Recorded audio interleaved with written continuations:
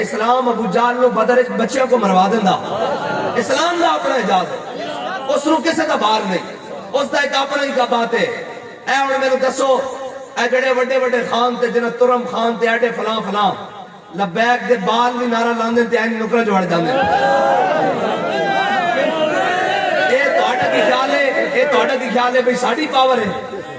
اسی جناب ساری گلاں جانن دے باوجود کرن دے باوجود الحمدللہ پورے پاکستان وچ بے فکر ہو کے کلے پھردے ہیں سانو کسے دی کوئی پرواہ نہیں اس دا مطلب ہے ساڈی پاور ہے نہیں قوت سلطان و امیر از لا الہ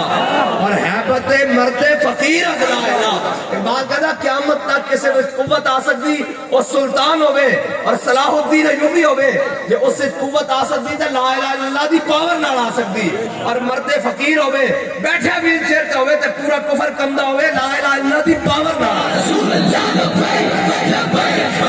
یا رسول اللہ یا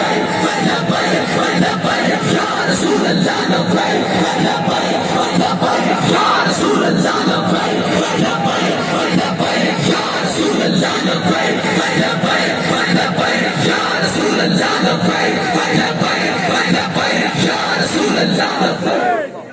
بس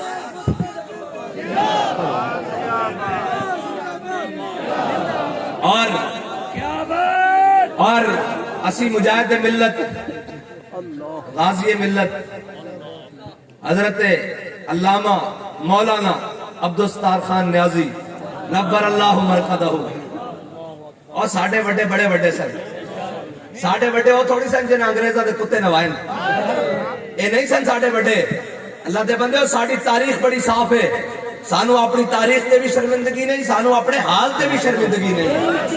سانو اپنے ماضی تے بھی شرمندگی نہیں ہے وہ ہو رہن جنہ دے بڑے نے انگریزہ دے کتے نوائن اور انگریزہ دے گھوڑی پال مربے لین یہ تو پھر تاریخ بڑی عجیب ہے نا کہ جنہ پاکستان بڑھن دے لے اپنے قربانیاں دیتیاں اپنے گھر دیتے اپنے آبائی وطن چھوڑے اور تحریک پاکستان چلائی